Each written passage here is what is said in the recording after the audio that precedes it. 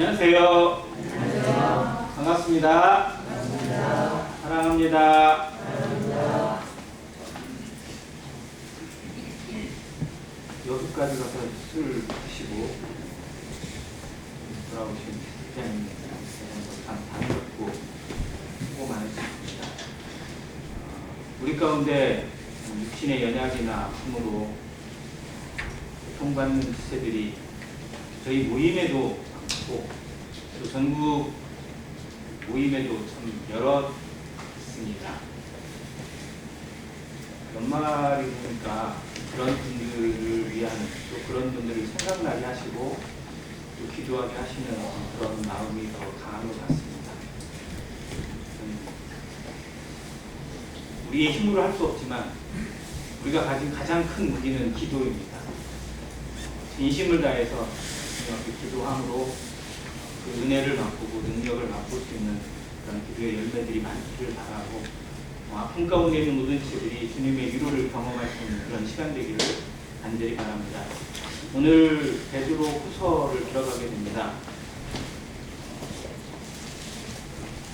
지난 시간까지 베드로 전서 5장을 공부하면서 베드로의 마음, 사도 베드로가 마지막을 앞두고 자신이 순교가 임박하고 주님 앞에 갈 날이 가까움을 느끼면서 어떤 그런 마음들을 살펴봤는데 이제 베드로 후서는 더 임박합니다. 오히려 그런 표현들이 더 많이 나오고요. 성도들에게 정말 마지막 당부하는 그런 마음. 주님이 떠나시기가 임박했을 때 제자들에게 했던 설교를 고별 설교라고 합니다. 사도 바울이 자신이 순교를 앞두고 유언처럼 남긴 말씀을 디모데 후서로 우리가 묵상합니다. 역시 베드로 후서는 베드로의 유언과도 같은 말씀입니다. 정말 파란만장한 생을 살았던 한 사도가, 노사도가 마지막을 앞두고 어떠한 마음으로 성도들에게 또 교회들에게 위로를 두고 격려하고 있는지 또 경고하고 있는지를 생각하면서 정말 이 시대가 얼마나 마지막인지 주님 오심이 얼마나 가까웠는지 우리의 생애가 정말 아무리 발버둥을 쳐도 얼마 남지 않았다면 이 마지막을 경고하는 말씀들이 우리에게 더 가까이 온다고 생각이 되었습니다. 말씀 초반부에 있는 말씀을 통해서 우리에게 위로가 되기를 또한 바랍니다. 1장 1절 먼저 보겠습니다. 예수 그리스도의 종이며 사도인 시몬 베드로는 우리 하나님과 구주 예수 그리스도의 의를 힘입어 동일하게 보배로운 믿음을 우리와 함께 받은 자들에게 편지하노니 하나님과 우리 주 예수를 알므로 은혜와 평강이 너희에게 더욱 많을지어다. 전서에서는 예수 그리스도의 동이라고 사도라고는 표현 안 하고 그냥 사도라고만 표현을 했어요. 그런데 여기서는 예수 그리스도의 종이며 사도라고 자신을 소개하고 있습니다. 종이라는 단어는 헬라어상에서는 디올로스라는 단어가 쓰여 있습니다. 노예라는 뜻이에요. 그냥 이렇게 꼼짝 많은 노예죠. 그리고 사도는 아포스톨로스라는 단어로 보내심을 받은 자, 부르심을 받은 자라는 뜻을 가지고 있습니다. 이게 약간 반대적인 의미인데요. 종은 그 주인에게 완전히 속해 있고 주인에게 종속되어 있는 그런 의미를 가지고 있어요. 그리고 사도는 주인이 자신의 뜻을 위해서 보낸 사람을 의미합니다. 근데 사도 베드로가 종이라는 표현과 사도라는 표현을 같이 쓴 의미가 저에게 좀 색다르게 다가왔어요. 종이라는 단어는 주인에게 완전히 속해 있습니다. 나의 자유가 없고 나는 온전히 주인의 것이다 라는 의미예요. 즉 나의 소유와 내 것이 아무것도 없는 신세, 그런 입장. 노예라는 단어도 마찬가지지만 저희가 한번 전에 배웠던 어쩔 수 없이 노예가 되고 종이 되는 사람이 아니라 이제 그 수준을 뛰어넘어서 자원해서 주인의 종이 되겠다고 하는 사람. 뭐라고 했어요? 디아코노스라는 단어를 제가 썼었는데 자원하는 종이거든요. 딜로스라는 단어가 쓰였지만 사도 베드로는 이제 주인에게 완전히 자원해서 종이 되어 있고 주인의 소유로 주인의 도구가 되어져서 주인의 뜻대로 살아가는 삶이 되었음을 고백하고 있습니다. 우리가 하나님 앞에 부르심을 받은 게 나를 써주세요라고 해서 그런 게 아니라 하나님이 강제적으로 사셨어요. 핏값으로 사셨습니다. 예수님의 핏값으로 샀어요. 우리는 하나님 앞에 예수님의 핏값, 예수님의 생명값입니다. 우리를 바라보실 때, 성도들을 바라보실 때 예수님의 생명으로 바라보는 거고 예수님의 보혈로 바라보기 때문에 우리가 귀한 거예요. 즉 성도가 얼마나 귀한지를 알면 교회의 능력을 깨닫게 되고 성도 사이에 존중이 나타납니다.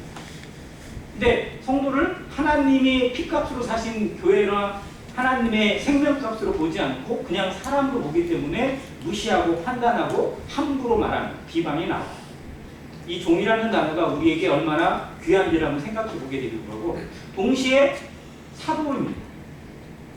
그냥 구속받은 것에 머물지 않고 부름받은 것에 머물지 않고 거기서 하나님의 사명을 위해서 하나님의 사역을 위해서 그리스도의 남은 사역을 위해서 보내심을 받았어요. 세상에 맡겨졌습니다. 세상에 나가라고 너희는 가서 나의 이름으로 세례를 주고 아버지가 너에게 주는 모든 것을 가르쳐 지키게 하라 이렇게 명령을 내렸습니다. 보라 성령이 너에게 임시면 너희가 권능을 받고 예루살렘과 유대와 사마리아와 땅끝까지 이르러 뭐가 된다고요? 증인이 되리라 라고 했어요. 복음을 전하고 제자를 삼고 가르치고 증인이 되는 삶. 예수 그리스도가 우리를 통해서 나를 통해서 어떻게 나타나야 할 것인지가 이 사도적 사명입니다. 동시에 구원받은 성도들도 사도는 아니지만 이 사도적 사명을 가지고 부르심을 받았어요. 나를 보내시고 나에게 생명의 기회를 주시고 이 땅에서 전주라는 곳에서 나의 가정인 환경이든 내가 처한 사회적 환경이든 이 나라의 환경이든 어떠한 환경 속에서든지 하나님을 나타내고 그리스도의 복음을 나타낼 수 있는 자로 우리를 부르셨습니다. 그 일을 하게 하시기 위해서 말씀을 주시고 성령을 주시고 또 교회의 이름으로 모이게 하셨어요. 우리에게 정말 이 사도적 사명이 있는지 한번 생각해 보기 원합니다.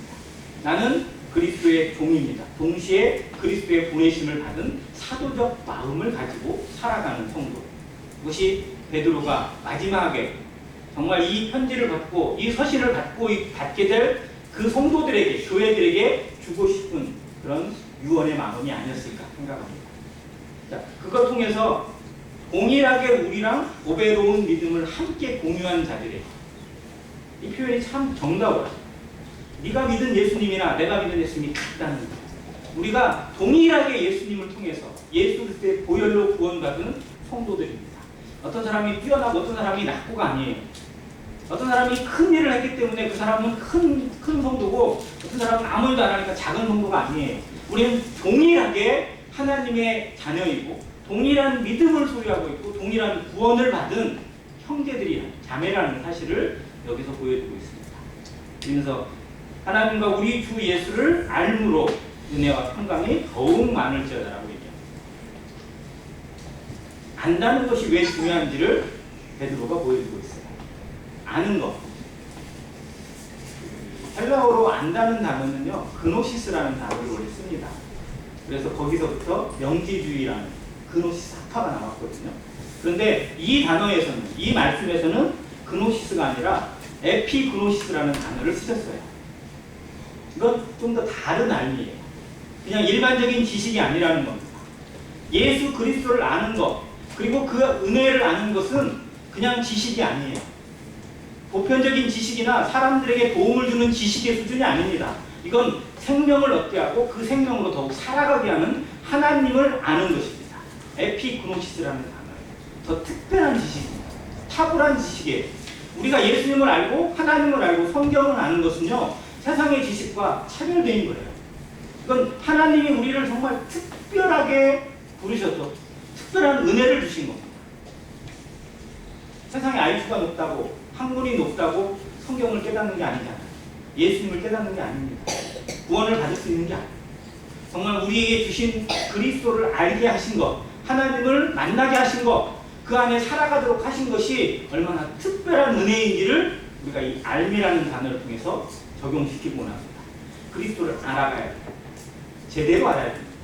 그냥 지식은 아니라, 머리로 아는 것이 아니라 그리스도가 누구신지, 나에게 어떤 분이신지, 내 삶에 얼마나 관여하고 계시고 나와 얼마나 밀접한 관계를 맺고 계신 분인지를 더 많이 알아가야 돼요.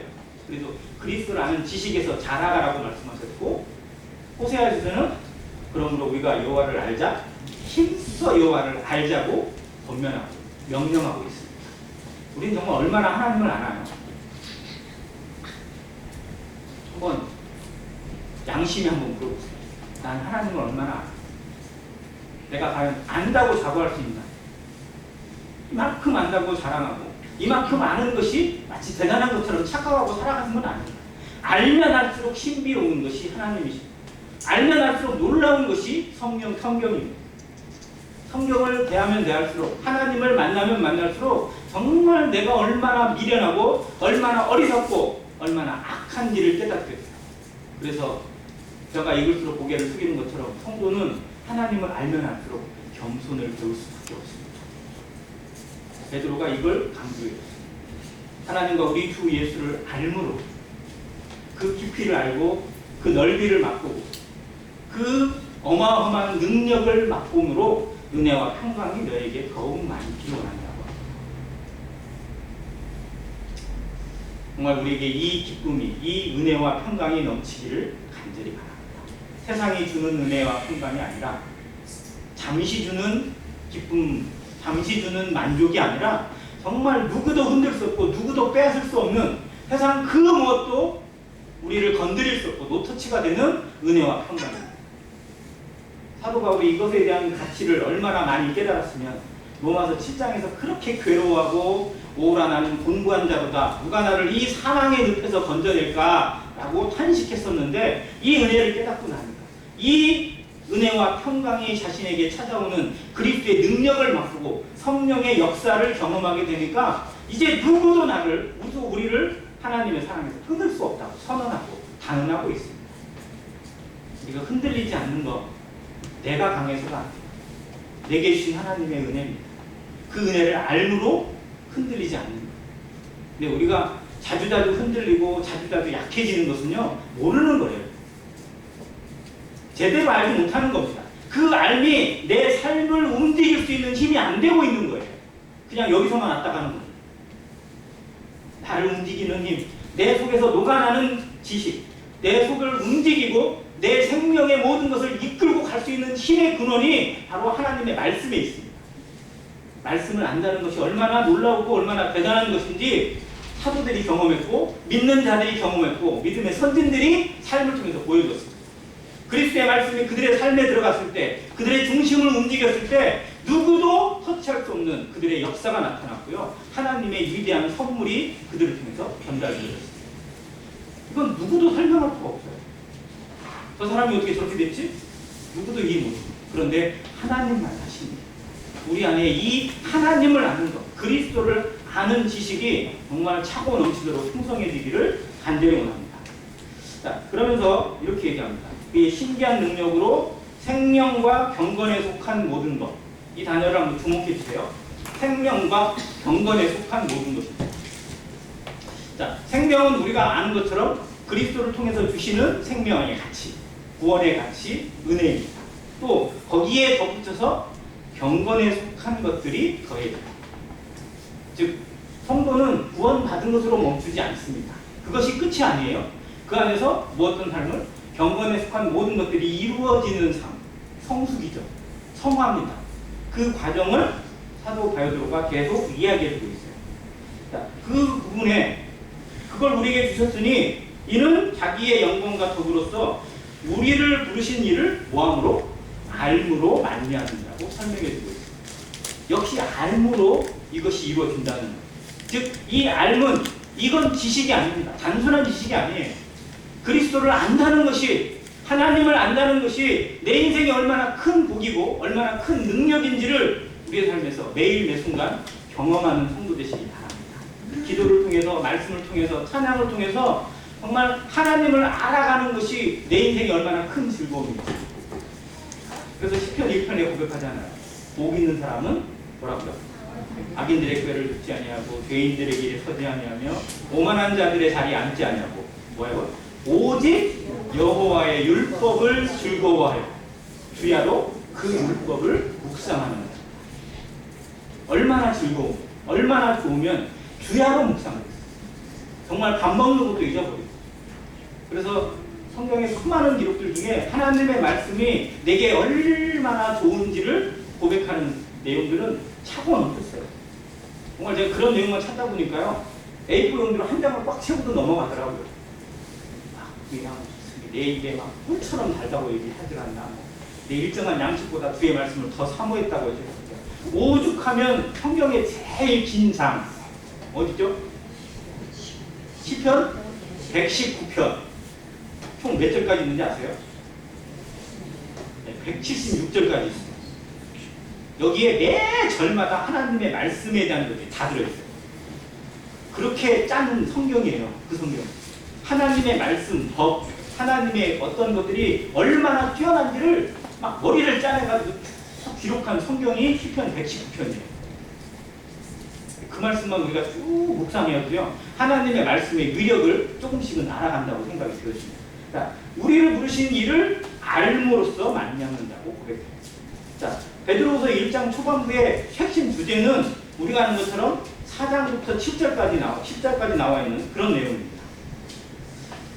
4절입니다. 이로써 그 보배롭고 지극히 큰 약속을 우리에게 주사 이 약속으로 말미암아 너희가 정욕 때문에 세상에서 썩어질 것을 피하여 어디에 참여한 자? 신성한 성품에 참여하는 자가 되게 하려 하셨느니라. 육신의 정욕대로, 자기의 욕심대로 죄에 이끄는 대로 머무는 자가 아니라, 즉 죄성을 벗어나서 육신의 정욕을 벗어나서 어디에? 신성한 성품, 예전 성경에서는 신의 성품이라고 표현했습니다. 하나님의 마음에 이르는 자가 되게 하시기 위하여. 누가? 우리가. 우리를 부르신 이유가, 그리스도를 알게 하시는 이유가 뭐예요? 육신을 벗어나서, 죄의 정욕을 벗어나서, 이 수준에 벗어나서 하나님의 영역에, 하나님의 성품에 이르는 자가 되게 하시기 위해서 그렇게 하셨어요. 근데 그게 뭘로? 알므로 가능하다.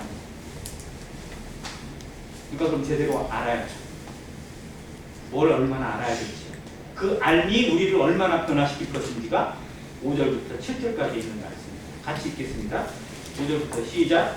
그러므로 너희가 더욱 힘써 너희 믿음의 법을, 법의 지식을, 지식의 절제를, 절제의 인내를, 인내의 경건을, 경건의 형제 우애를, 형제 우애의 사랑을 더하라.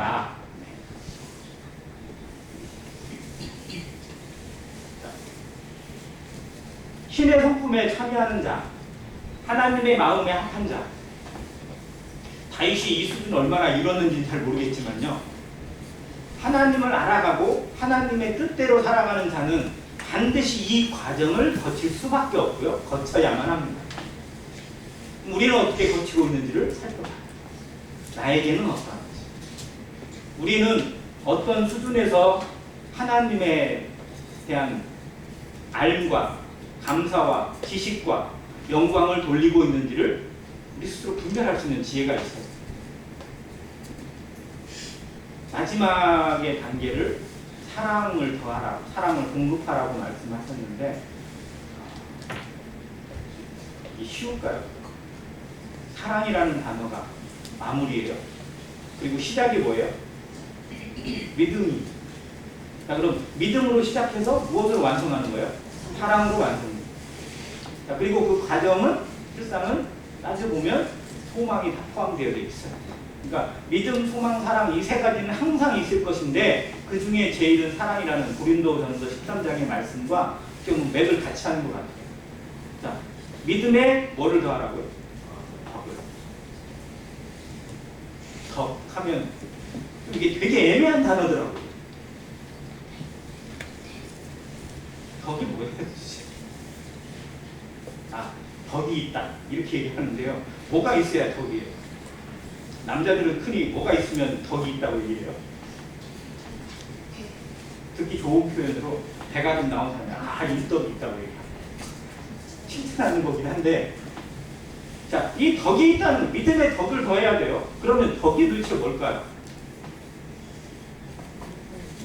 덕은 하나님을 알아가고자 하는 태도와 그리고 거룩한 삶을 찾아가고자 하는 마음은요. 즉 믿음 안에 살고 있는 성도는요. 믿음으로 구원받은 성도는 당연히 그 안에서 뭐가 일어나요? 하나님을 찾고자 하는 마음이 일어나야 돼요. 그리고 그 안에서 하나님이 싫어하는 것을 배제하는, 즉 거룩을 찾아가는 삶이 나타나는 것입니다. 이것도 구원받은 성도에게 너무 당연해요. 그것을 좀 구체적으로 다 설명하기보다는 한 단어로 덕이라고 하는 단어를 썼어요. 자, 믿음의 덕을 세웁니다. 자, 덕이 세워져 가요. 우리는 다 이 수준을 살아가고 있고 또 이 수준을 지켜가고 있습니다. 그럼 이게 끝나는 게 아니에요. 이건 항상 있어요. 즉 그러면 그 시작이 믿음인데 믿음의 단계를 넘어서면 믿음은 아무 필요가 없는 거예요? 그게 아니라는 거예요. 그 시작과 함께 계속해서 이게 받쳐져야 돼요. 마지막의 단계가 되기까지 앞에 있는 7가지 단계가 계속해서 받쳐져야만 마지막 사랑이 이루어지는 것이지 이 수준 뛰어넘고 나면 이게 끝! 이게 아니에요.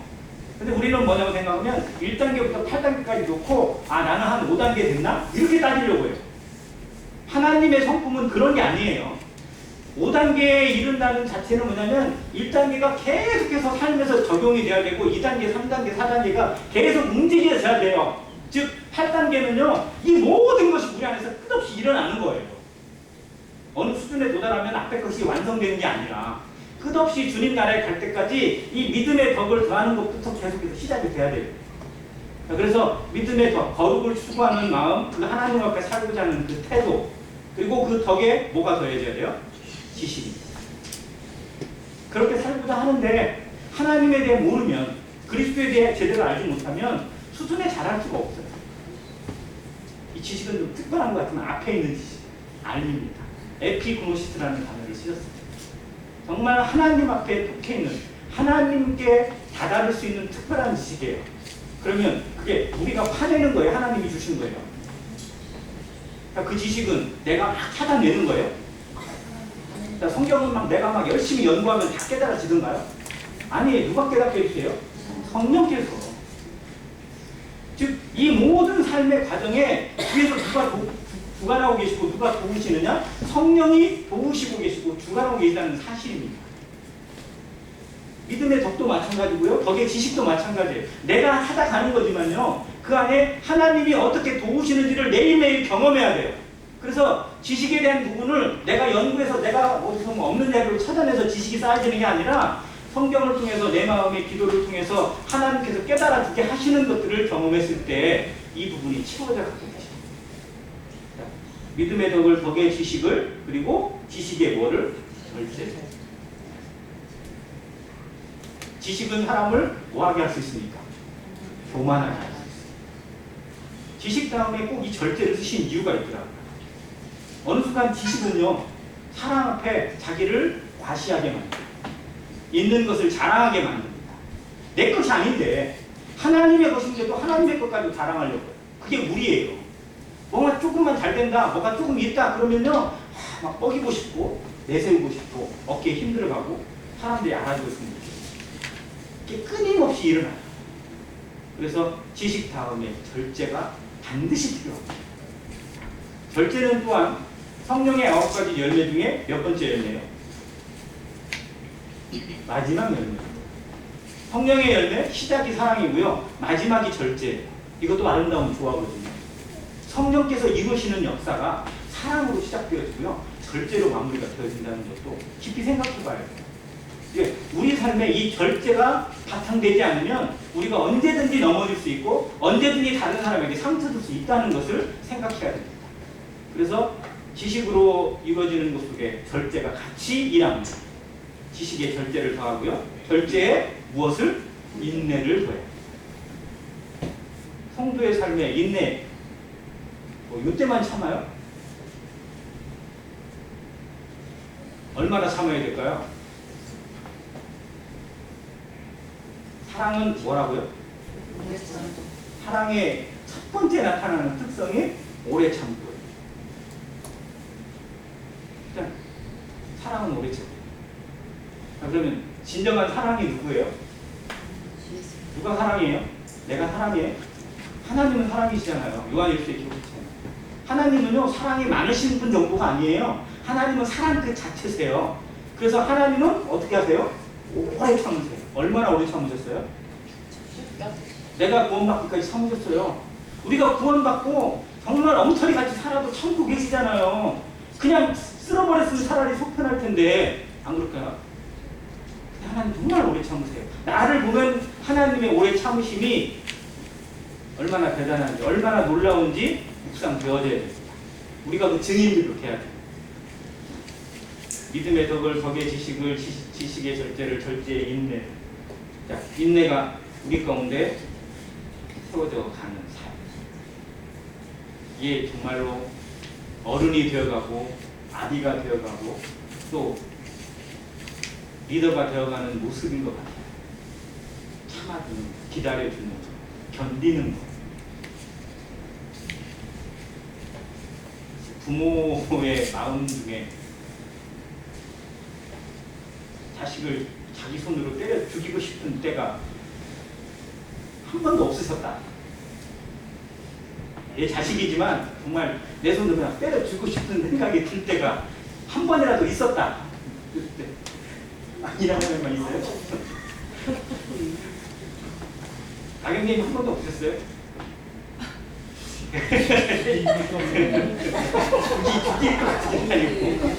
정말 내 자식이지만 도저히 내 자식이 정말 참을 수 없다라는 마음이 우리에게 드나요, 안 드나요?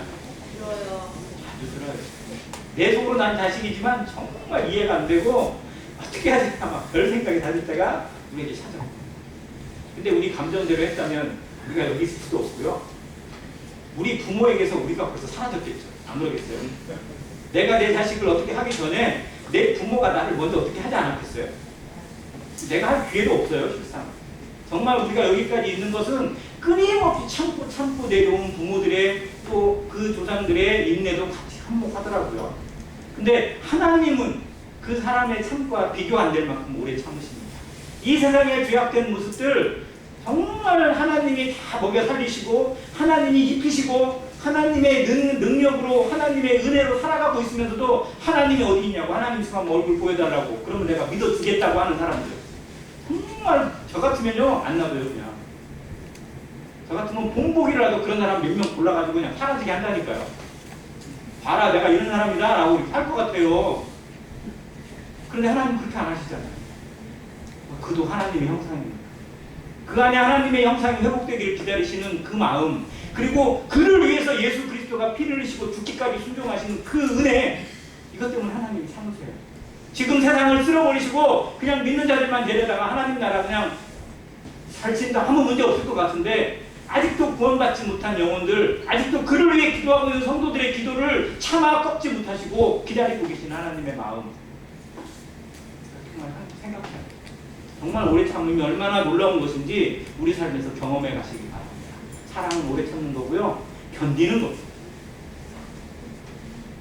그래서 이 오래 참음은, 인내는 그 신의 성품에 태어나는 그 단계 중에서 정말 뒤에 있어요. 앞에가 쉽지 않다는 것을 의미합니다. 우리 가운데서 이 부분이 매일매일 다듬어지길 간절히 바랍니다. 또한 인내에 뭐예요? 경건입니다. 경건이라는 단어가 또 정말 어려운 단어 중에 하나예요. 오죽하면 기독교의 그 사조라고 해야 되나요? 기독교의 어떤 운동의 흐름 중에 제일 먼저 생겨난 기독교 사조가 개혁주의거든요. 종교 개혁에서 나타난 사람들의 사상이 다 부해야 된다, 새로 해야 된다, 혁신해야 된다, 뭐 해야 된다 막 이래가지고 부르짖은 사람들, 마르틴부터 요한 칼빈 뭐 이런 사람들 다 개혁주의라고. 그리고 지금 그 사상을 이어가면서 하는 사람들이 정말 많이 나와 있어요. 그래서 지금도 개혁주의 사상을 따르는 사람들이 있거든요. 자, 그런데 동시에 독일에서 발전됐던 한 가지 운동이 뭐냐면 경건주의 운동. 자, 이 운동도 기독교 사상에 정말 놀라운 역할을 했어요. 왜? 기독교가 믿는 것으로 그쳐서는 안 된다 이거예요. 그들의 삶이 사람들에게 어떻게 보이고 있는지를 생각해야 합니다. 그래서 감리교의 사람은 원래 경건주의는 아니거든요. 요한 웨슬리 같은 사람이나 이 사람은. 그런데 감리교도들이 얼마나 삶을 경건하게 살았고 얼마나 거룩하게 살았으면 감리교도라는 이름으로 은행에서 어떻게 줬다고요? 그게 신용이에요. 그게 감리교도라는 이름으로 대출을 해줬어요. 대단한 거 아니에요? 은행에 담보가 확실해야 되잖아요. 아니면 부도나니까. 근데 감리교도라는 이름으로 대출을 해줬대요. 그 정도로 믿음이 간 거예요. 그 세계에. 적어도 성도가 그 정도는 돼야 되지 않겠어요? 야, 구원받는 성도입니다. 저 교회의 목사입니다. 그러면 사람들이 저분은 정말 믿을만 하겠구나. 나 구원받은 형제입니다. 라고 하면 그렇구나. 저 사람의 말은 믿어도 상관없겠구나. 이 정도는 돼야 되는데 그래서요. 이렇게 나오면 안 되잖아요. 근데 이 시대가 얼마나 이 경건이라는 단어와 멀어져 있는지, 심지어 교회 안에서도 경건인의 단어라는 자체를 쓸 수 없을 만큼 부끄러울 만큼 그런 모습들 자체가 상부해져 있다는 것입니다. 성경에 경건한 사람들, 하나님께서 택하시고 하나님이 함께 일하시는 사람들, 그걸 성경에서 진정한 의인이라고 이렇게 표현했습니다. 가장 대표적인 사람이 저는 에녹과 노아라고 합니다. 처음에 하나님이 부르십니다. 에녹 그리고 노아. 그들의 삶을 성경에서 정말 많은 구절을 보여주진 않지만 짧은 구절이지만 살펴보시기 바랍니다. 에녹은 어떻게 살았는지, 노아는 무엇을 위해 살았는지. 12월 24일 모임이나 행사 때 주일학생들이 하는 연극의 주제가 노아예요. 그때 아마 더 우리가 볼 수 있을 것 같긴 한데요. 정말로 노아가 하나님 앞에 어떠한 마음과 어떠한 태도로 살았는지, 그것이 우리 이 시대에 얼마나 지켜지고 있는지, 우리는 말씀에 얼마나 목숨을 걸고 있는지. 하나님의 말씀이라면 내 모든 것 자체가 지워지고 추서려도 상관없다는 태도가 경건입니다. 그저 모양이 경건해지고 외모가 화려해지고 단정하고 이 수준이 아니에요. 그의 중심 자체가 무엇으로? 말씀으로 살아갑니다. 말씀에 목숨 걸고 말씀이 아니면 그 어떤 것도 행하지 않으려고 하는 자세. 이런 모습 자체가 진정한 교회의 능력으로 나타났던 시대가 초대교회입니다. 왜? 그들은요, 자기의 것으로 주장하지 않았어요. 내 것이 없다는 거예요. 있을 수가 없는 시대예요. 도대체 말도 안 되는 시대를 살았어요. 그것이 그들에게 임한 구원의 능력이었고 그들의 삶을 지배한 경건이었어요. 그러고는 그들은요, 오랫동안 훈련받아서 그게 된 게 아니에요. 몇 년 동안 성경 공부하고 몇 년 동안 무슨 경건의 훈련 해가지고 이게 된 게 아니라 정말 그들 속에 성령이 얼마나 깊게 역사했으면 구원받은 지 얼마 안 된 성도들이 이러한 삶을 살아냈고 그러한 모습으로 교회가 함께 섬겼어요. 함께 그리스도를 전했어요. 믿지 않는 자들에게 두려움이 되었습니다. 그건 시간이 오래된다고 이루어지는 일이 아닙니다. 내 안에 그리스도가, 내 안에 하나님이, 내 안에 성령이 얼마나 뜨겁게 역사되어지고 나를 주장하고 있느냐에 따라서 이러한 신의 성품, 하나님의 인격이 내 안에 다듬어져 가게 돼요. 경건한 모습 자체가 정말 모양이 아니라 능력으로 나타납니다. 다른 사람, 믿지 않는 자들에게 그의 말 한마디가 두려움을 치고 그의 눈빛 하나가, 그의 얼굴에서 나타나는 화려한 빛이, 모세가 예수님과 40일간 시내산에서 함께 있을 때 정말 모세가 뭐 했어요? 아무것도 안 했잖아요. 어떻게 보면 그냥 하나님 말씀만 들었거든요. 계속 들었어요. 근데 그것이 빛이 되고 그것이 영광이 되어서 다른 사람이 쳐다보지 못할 만큼 됐어요. 우리 하나님의 말씀 얼마나 많이 들어요? 얼마나 많이 알아요? 그런데 내 얼굴에는 그런 빛이 나지 않는다. 이거는 내 안에 성령이 살아 역사되지는 삶은 아직 못 된다라는 의미예요.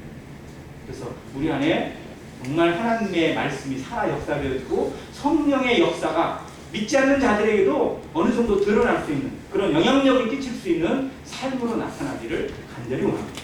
그것이 안행교회 성도들의 삶에서 하나씩 하나씩 이루어져 가게 돼요. 모든 성도가 우리 이렇게 합시다 라고 해서 되는 건 아니에요.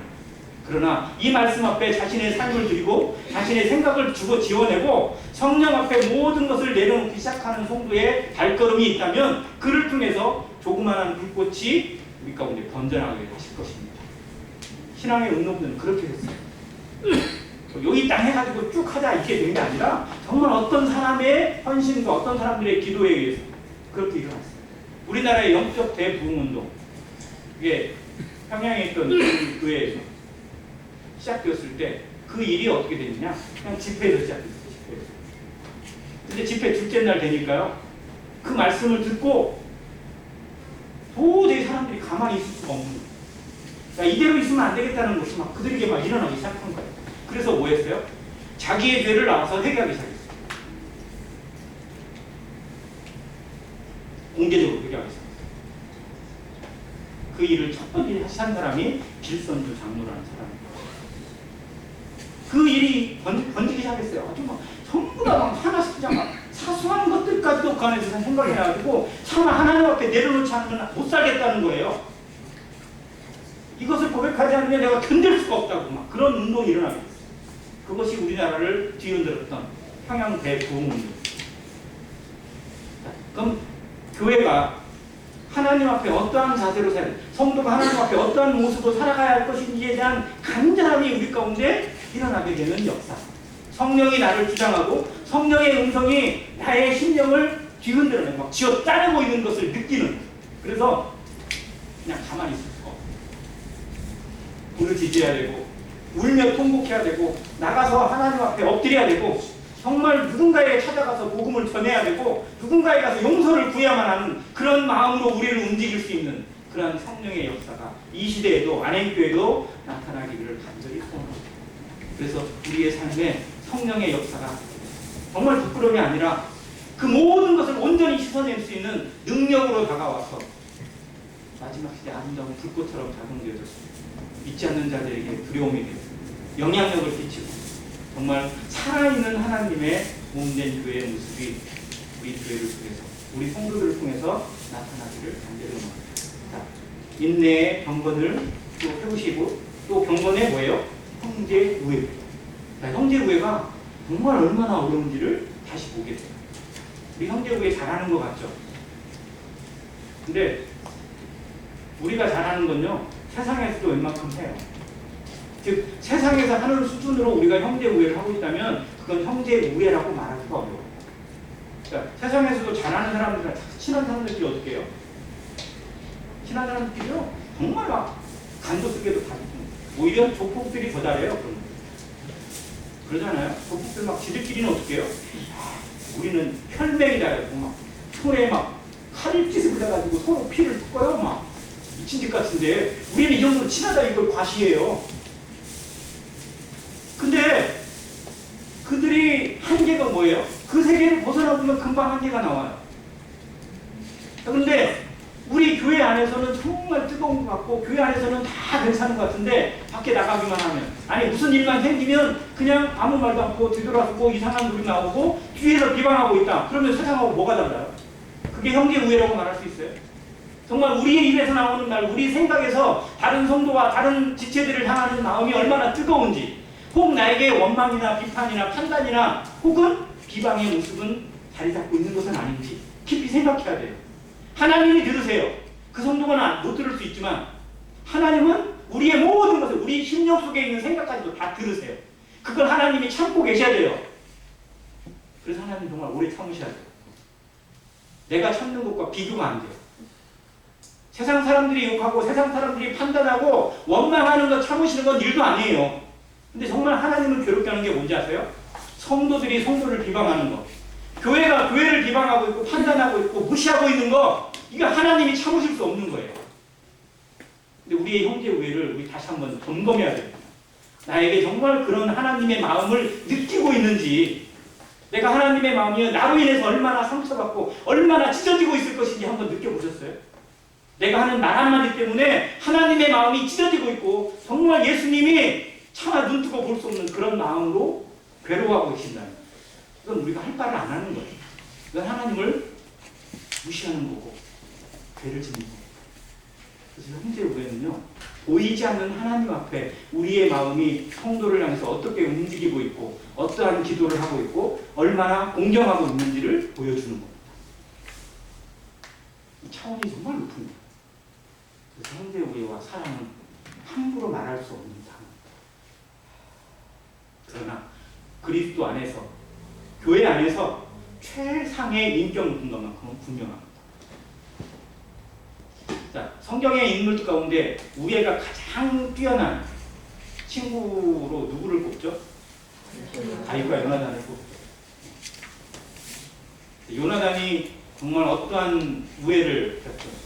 요나단이 저는 일방적으로 준 것 같아요. 다윗이 좀 줬나요? 요나단한테 뭐를?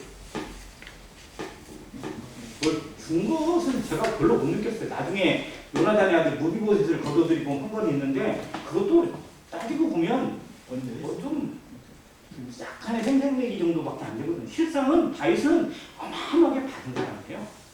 그냥 거의 요나단이 일방적으로 주다시피 했어요. 실상. 근데 요나단이 그렇게 줄 수 있었던 이유, 죽어도 오히려 기뻤고 죽어도 아쉬움이 없고 원망하지 않고 후회하지 않았던 이유는 뭘까? 하나님 안에 있어요. 인간적인 생각이 들기 시작하면 다윗이 경쟁자로 보이지 절대 자기의 친구나 정말 육신의 혈육 같은 느낌이 들 수가 없어요.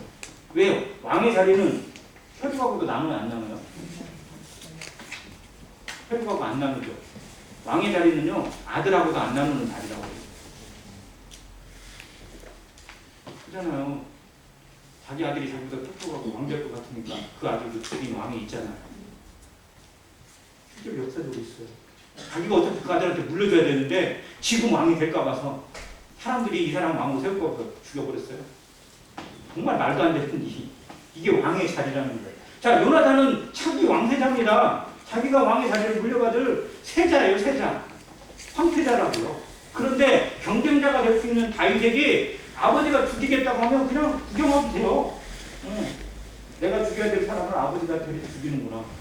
그럼 그냥 구경만 해도 돼요. 그냥 그가 죄 안 져도 돼요. 그런데 그걸 목숨 걸고 말렸어요.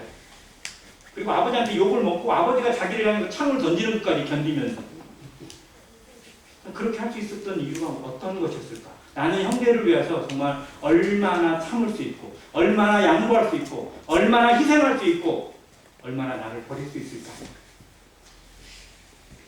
우리는 자존심 때문에 그렇게 때가 너무 많더라고요. 그래서 요한일서 3장 16절에 있고 그가 우리를 위하여 목숨을 버리셨으니 우리가 이로써 사랑을 알고 사랑을 할 때 우리도 뭘 한다고요? 형제들을 위하여 목숨을 이 말이 저는 정말 두려워요. 형제를 위하여 목숨을 버리는 것이 마땅합니다. 잘 외워지세요. 정말 입으로 외우지만요. 형제를 위하여 목숨을 버리는 것이 마땅한 정말로 이게 얼마나 무서운 말씀인지 이 형제 우애와 사랑을 더하라는 말씀이 우리에게 정말 얼마나 어마어마한 말씀인지 내 힘으로 도저히 할 수 없는 말씀입니다. 내 생각으로 아무리 의지를 가지고도요 이룰 수 없는 말씀이세요. 하나님만이 하실 수 있는 말씀이에요. 왜? 아들을 세상에 내어주시기까지 그 죄인들을 위하여 십자가에 못 박기까지 허락하신 하나님이기 때문에 하나님만이 이 말씀을 하실 수 있고 이 말씀을 지킬 수 있어요. 그래서 우리의 마음으로는 도저히 이룰 수 없는 말씀입니다. 이룰 수 없는 성품이에요. 내가 막 이런 것을 열심히 연습하고 노력하고 막 수련하면 된다고요? 세상의 종교들은 그렇게 얘기해요. 열심히 수련하고 기도하고 묵상하고 이렇게 연습하면 된대요. 그러나 이건 하나님의 영역입니다. 그래서 우리 안에 이 신의 성품이 성령을 통해서 이루어지기를 간절히 원합니다. 자, 8절 이런 것이 너희에게 있어 흡족한 즉 너희로 우리 주 그리스도를 알게 게으르지 않고 열매 없는 자가 되지 않게 하려니와. 자, 여기 게으르지 않고 열매 없는 자가 되지 않게 하신다고. 자, 근데 실제 어원을 따져보니까 게으르지라는 단어하고 열매 없는이라는 뜻이 같은 어원이에요. 그 같은 의미예요. 즉 열매 없는 삶이 뭐냐면 게으른 삶이에요. 게으른 삶은 열매가 없어요. 자, 그러면 이게 한 달란트 받고 땅에 묻은 종을 그대로 보여주는 말씀. 자, 그 종에게 주인이 뭐라고 그랬어요? 악하고 게으른 종이라고. 즉, 이 게으름은요, 육신적인 나태가 아니에요. 하나님의 말씀 앞에 나태한 겁니다. 자기 것만 내세우는 거예요. 열매가 없는 거예요. 열매가 있을 수가 없는 삶입니다. 물론, 육신적으로 나태하고 게으른 것도 문제죠. 그런데, 몸이 아프고 뭐 피곤하니까 우리 좀 게으름 필 수도 있어요. 그런데 하나님의 말씀 앞에 나타나는 반응에서는 그래서는 안 된다는 겁니다. 그것으로 게을러졌을 때 하나님 앞에 책망받고 쫓겨나요. 이런 것을 생각하고요. 그 다음에 9절만 보고 마치겠습니다. 이런 것이 없는 자는 맹인이라 멀리 보지 못합니다. 멀리 보지 못하면 어디만 봐요? 코앞에만 봐요. 눈앞에 보이는 거, 눈에 보이는 거 뭐예요? 눈앞에 보이는 것만 찾아가는 사람을 다른 말로 뭐냐면 지 이익만 쫓아가는 거예요. 남은 전혀 생각 안 하고 자기 것만 찾는 사람을 지 코앞만 찾는 사람이라고 해요. 자기 입에 먹을 것만 찾는 거잖아요. 내 배만 부르면 되는 거예요. 나만 좋으면 모든 것이 최고다라고 생각하는 거예요. 성도는 이런 삶으로 살 수 없다는 거예요. 우리는 이렇게 살라고 부름받은 게 아니에요. 우리 이렇게 살라고 이렇게 살아도 된다고 구원하신 게 아니라 정말로 이런 것을 끊어내고 이런 것을 벗어버리고 하나님의 성품, 하나님의 마음을 알아가고 이러한 정말 8가지 이르는 단계들 자체가 우리 안에서 깨어져 나가면서 내 안에서 이루어져가는 성령의 역사를 경험하라고 주신 겁니다. 우리의 삶에 이러한 것을 경험하는 삶이 되기를 간절히 바라고요. 이 안에서 자라가기를 그리스도를 아는 지식에서 온전히 자라가는 안행교회 성도 되시기를 간절히 바랍니다. 이상입니다.